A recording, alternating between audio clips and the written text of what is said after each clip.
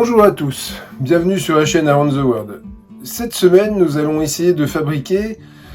Alors, j'ai déjà une planche à recaler, j'ai déjà un rabot métallique, mais je veux quelque chose qui soit vraiment dédié à ça et qui sert que à ma planche à recaler. Donc, je voulais m'acheter un rabot à recaler, mais quand j'ai vu les prix, j'ai dit bon, on va essayer de fabriquer ça soi-même. En plus, c'est plus rigolo. J'ai trouvé un rabot dont je ne me sers pas, en bois, qui a une lame biaise, et je vais essayer de transformer en rabot à recaler en démontant la poignée ici et en la remontant sur le dessus. Évidemment, il va falloir que je touche à la structure du rabot, et c'est ce qu'on va voir ensemble tout de suite.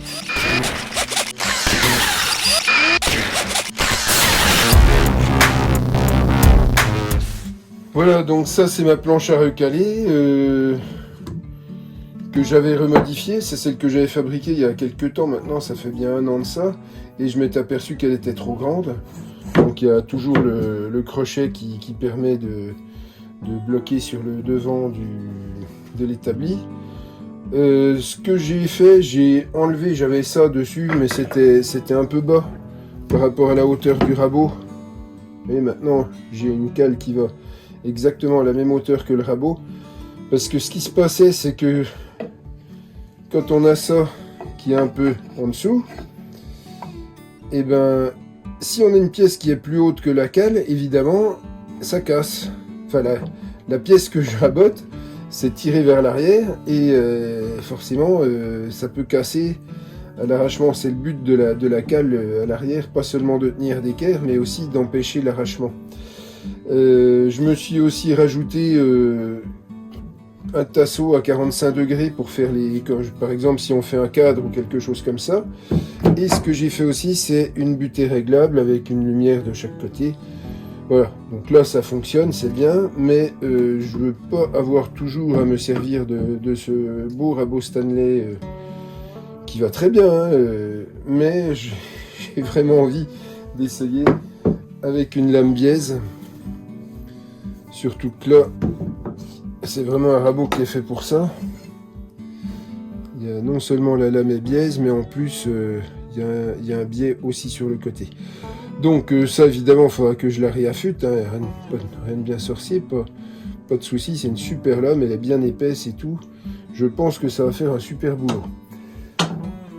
Par contre, il faut que je supprime ce relief là, que je démonte la poignée et que je la monte, donc ça va être de ce côté là, et que je la monte sur le dessus.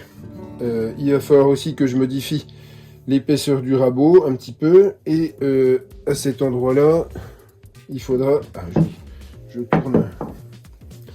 tourne tout ça pour que vous voyez là, là il faut que le bas de la lame touche le bas du plateau. Donc là il faut que j'enlève un peu d'épaisseur ici, pas beaucoup, et il faut bien sûr que je sois d'équerre. Et là, ça n'y est pas trop. Donc il faudra que je vérifie aussi si tout ça est d'équerre. Beaucoup de choses à faire, mais on va commencer par aplanir la surface du rabot, parce qu'il y a un petit creux ici. Bon, vous ne le voyez pas, mais moi je l'ai vérifié, il y a un petit creux au milieu. C'est normal, c'est l'usure du bois. Et bien on va commencer par ça. Donc pour ça, rien d'extraordinaire, hein. Je me suis fait une bande de ponçage sur mon établi qui est parfaitement plan, et on va se promener tout simplement. Parfaitement plan, pas vraiment, il y a une cochonnerie en dessous. Bien. Et ce que je vais faire aussi,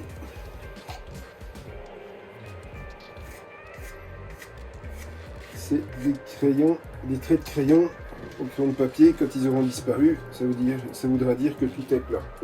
Tout est plan.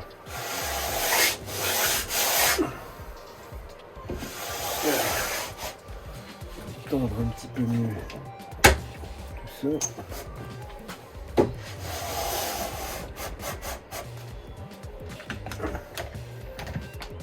Ah, ma bande de papier est bien tendue cette fois-ci. Donc là on voit que le milieu est pas plat par rapport au bord du rabot. Déjà.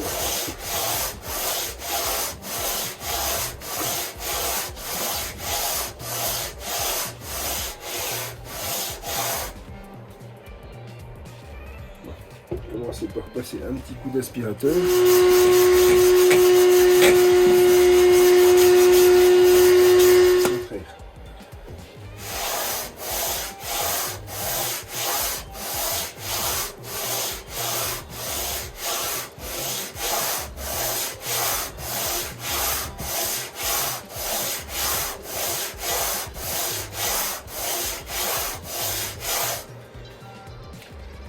Donc déjà,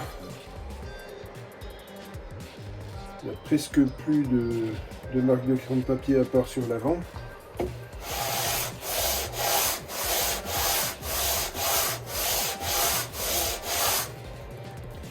Mais il y en a encore.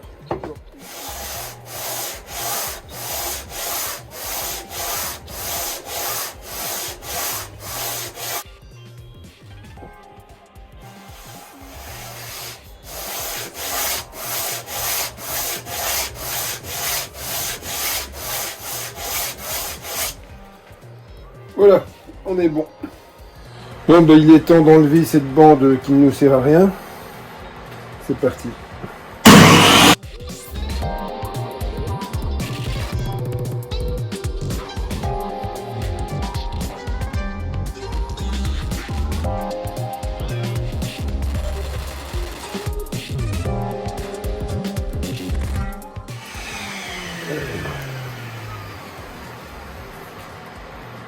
Voilà ce que j'avais pas vu. J'avais des écrous en dessous.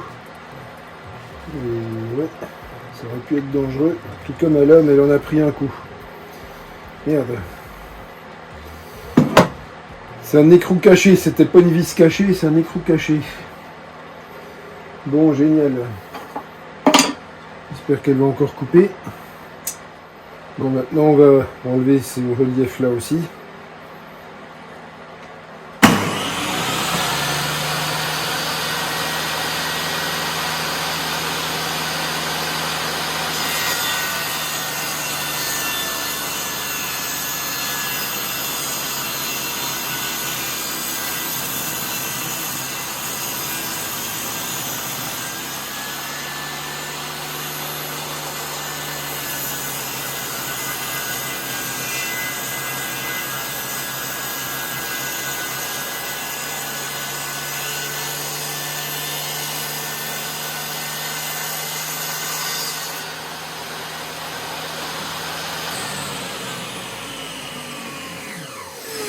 Voilà, donc là on se retrouve avec deux côtés bien lisses.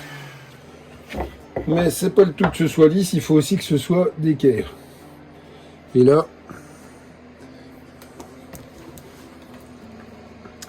c'est parfait. Et de l'autre côté,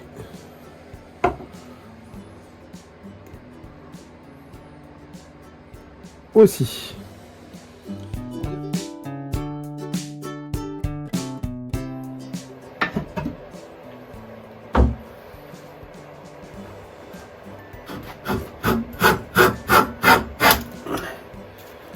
Mieux.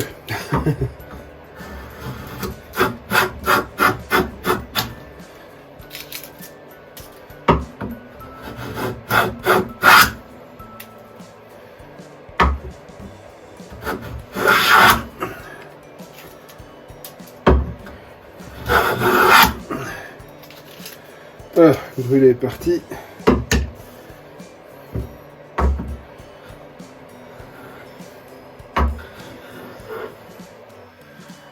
Voilà. Impeccable. Allez, même chose de l'autre côté.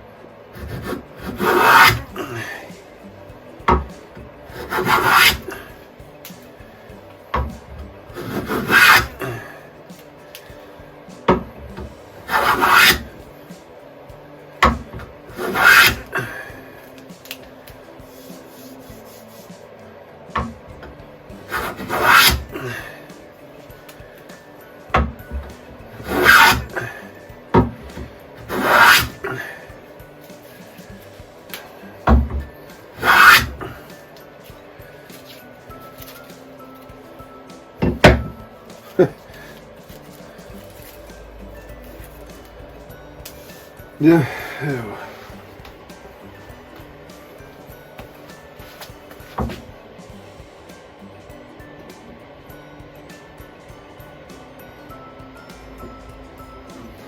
On est bon.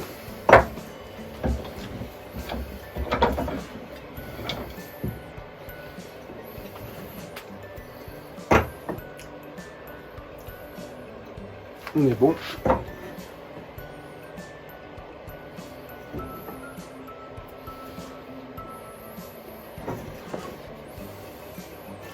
Bon, je vais en profiter pour nettoyer un peu le dessus.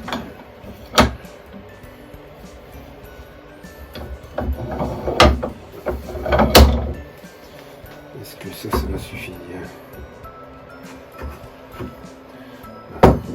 Celui-là, quand même plus efficace.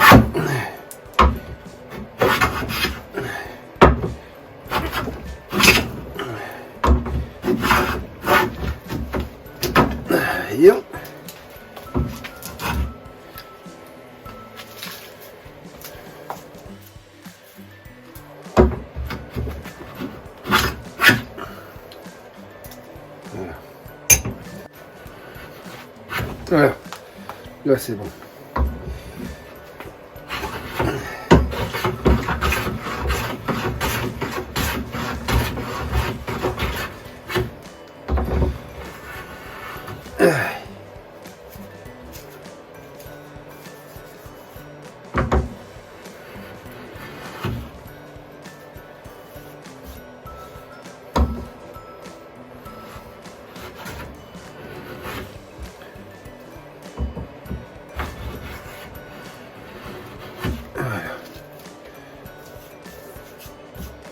Parfait. Voilà, donc là j'ai un morceau de hêtre que j'ai mis à bonne dimension pour le coller dedans. Et c'est ce que je vais faire.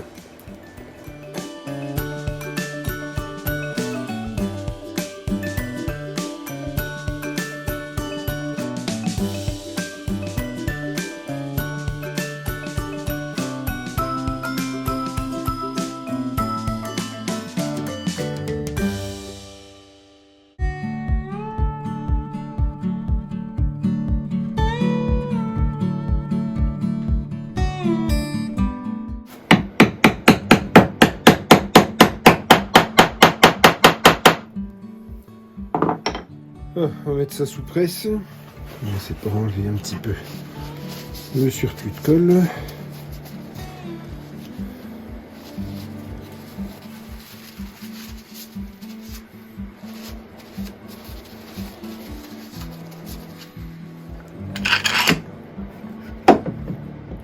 Je ne laisserai pas, hein, c'est juste pour presser. Après ça saute.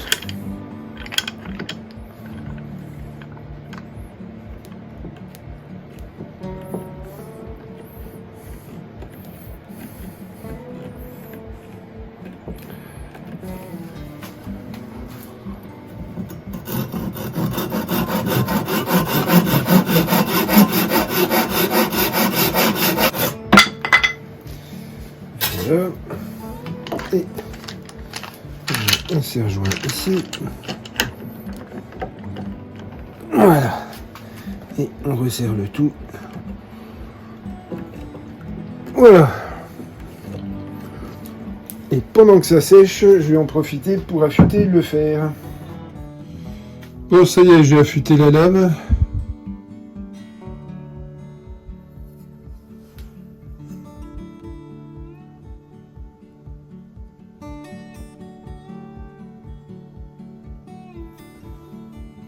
Il n'y a plus qu'à faire le montage.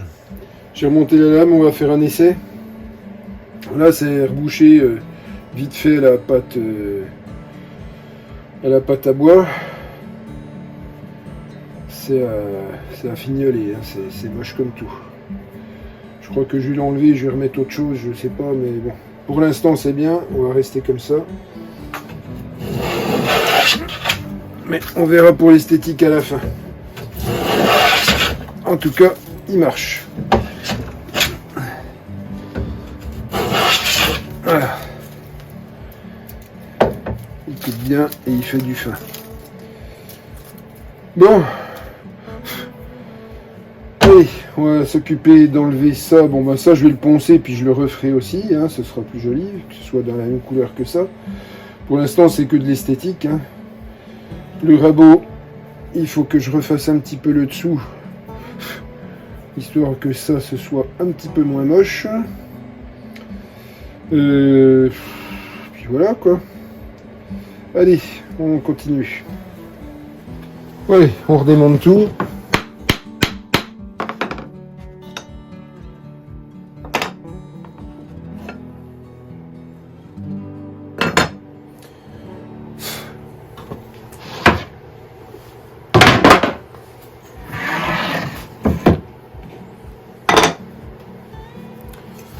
Donc là, on est pile à fleur, c'est très très bien. Voilà, là ça va aller nickel. Bon, maintenant il faut que je fixe la poignée.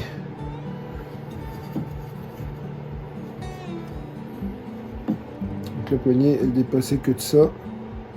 Donc on va faire pareil. Hein. Là, je vais être un petit peu embêté par ce truc-là.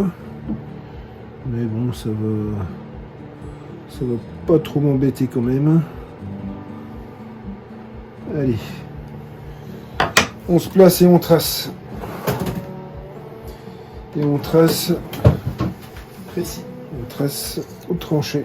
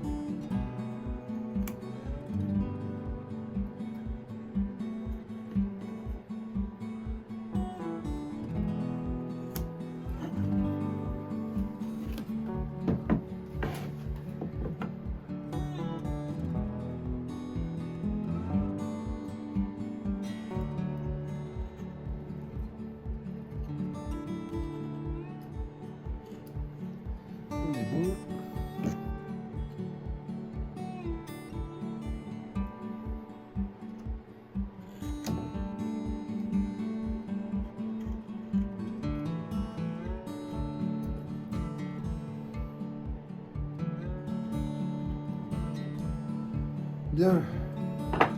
Bon là vous voyez ça fait un assemblage dégueulasse parce que en gros j'avais une rondelle qui était restée autour de la cheville que j'avais enfoncée. Donc il a fallu que j'extrais la rondelle. J'ai tout fusillé autour. Bon je vais essayer de redécouper proprement, de recoller une pièce de bois à l'intérieur. Mais je vais déjà faire mon entaille avant.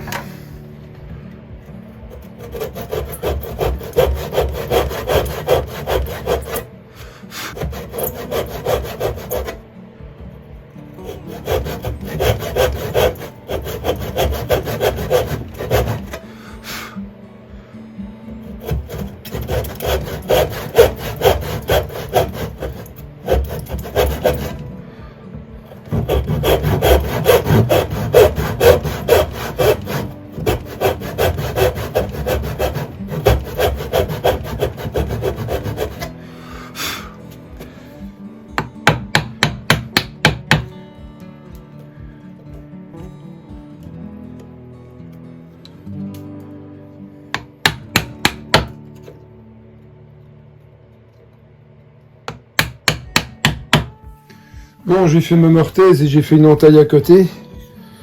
Je vais pas me servir de l'écrou, hein, finalement. Je vais juste coller, tout simplement. Et j'ai fait un petit morceau de hêtre pour pouvoir le coincer ici. Voilà, ce sera quand même plus joli. Et une fois que ce sera collé, j'aurai plus qu'à couper au ras Et ce sera tout. Allez, on y va, on colle.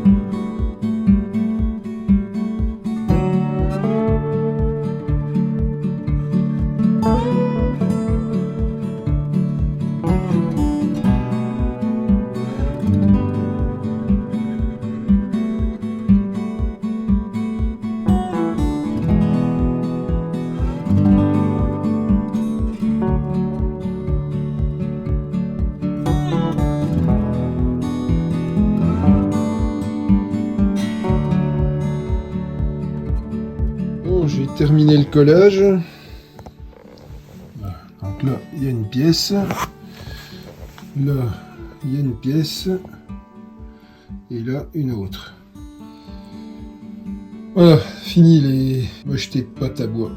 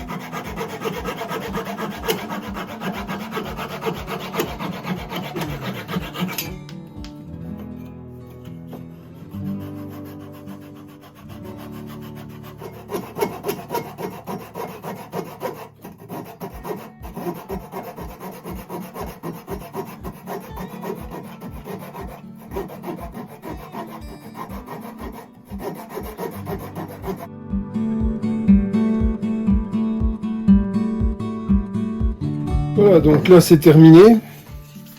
La poignée était sur le dessus, maintenant elle est sur le côté et la lame sortira là. Ce qui me permettra de passer le long de ma planche à recaler. Il a l'air de très très bien glisser. Je sais pas encore si je vais mettre une butée ici, mais vu le peu d'épaisseur que j'ai là, je pense que je vais essayer déjà comme ça, sans rien du tout. Donc là, j'ai rebouché, j'ai enlevé toute la pâte à bois qu'il y avait, j'ai remis du... Je sais pas si je cadre bien. J'ai remis du hêtre, des petits inserts de hêtre. Là, là aussi, ça se voit moins, là, il y en a aussi, là, enfin voilà quoi. Bien, du coup, il ne me reste plus qu'à le huiler, et c'est ce que je vais faire tout de suite. Ça, c'est de l'huile de camélia.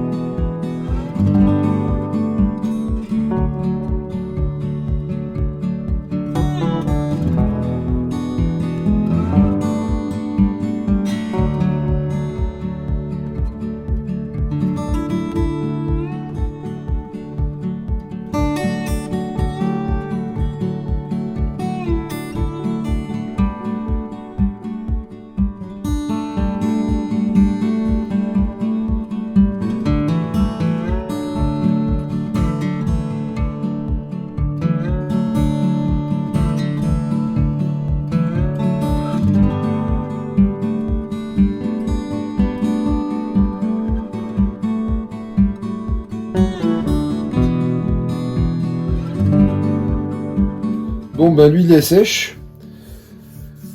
On va pouvoir faire les essais. Donc là, j'ai commencé par enlever mon guide à 45 degrés. On va faire un essai sur une baguette normale. Hein. Là, c'est du sapin. Allez, on teste.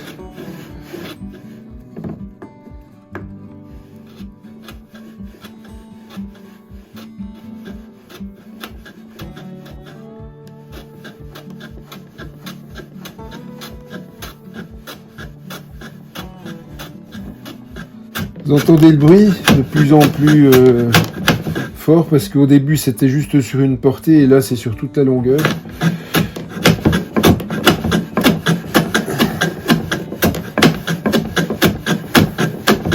Bon, je sens comme un petit défaut, c'est que le rabot est un peu léger.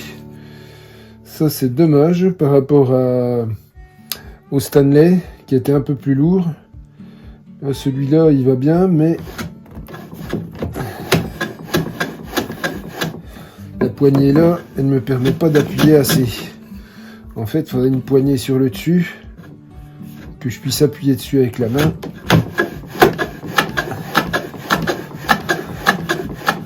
Après, ça m'empêche pas de mettre la main à l'intérieur. Il y a la place pour la sortie des copeaux. Et sinon, la pièce est ramenée pile poil avec une finition géniale. Et niveau équerrage, ben évidemment c'est parfait.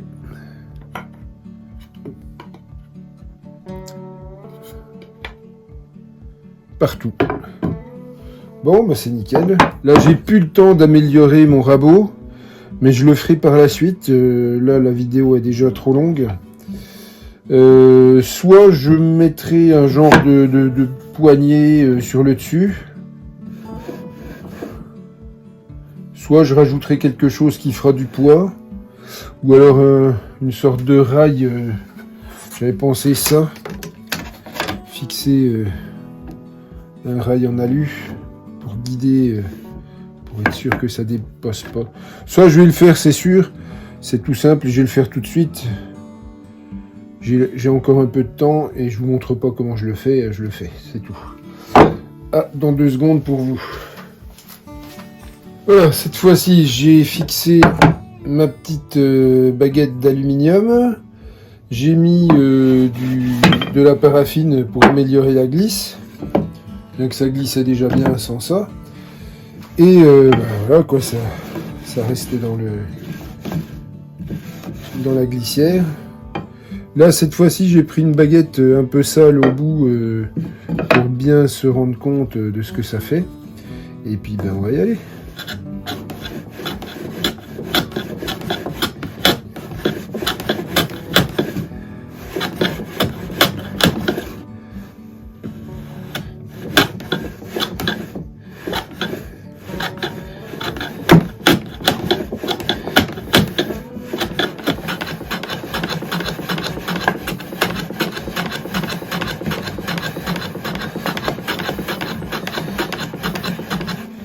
Ouais, c'est pas mal.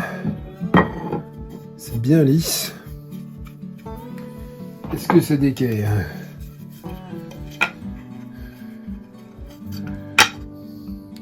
C'est d'équerre nickel. Dans les 2 sens. Bon, ben. C'est bien. Bon, finalement, c'est pas mal cette petite baguette en alu. Ça permet de rester bien parallèle. La glisse est bonne. Bon, la seule complication, c'est dans le réglage de la sortie de lame. Hein. C'est un rabot en bois. C'est pas comme les rabots Stanley ou autres où il y a une molette, on peut faire sortir la lame comme on veut. Là, le réglage est un peu plus compliqué. Mais ça me va bien.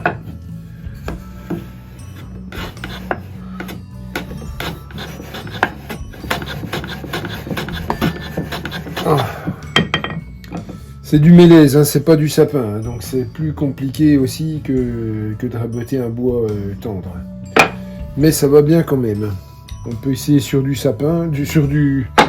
Tiens, j'ai un petit bout de noyer, on va essayer sur un bout de noyer pour voir ce que ça donne.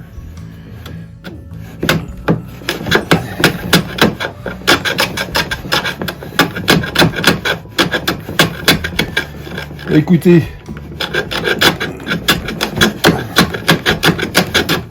sur du noyer, ça va bien aussi. Vous voyez ce que ça sort comme copeaux, hein. Des copeaux en bois de boue et très fins. Tellement fin qu'on croirait un peu des ailes de papillon. Je sais pas si vous voyez un peu la texture. Non, ça va. Ça va impeccable. Bon, on va essayer aussi sur du contreplaqué pour voir ce que ça donne. Contreplaqué, ça doit être du contreplaqué de boulot. Allez, on essaye.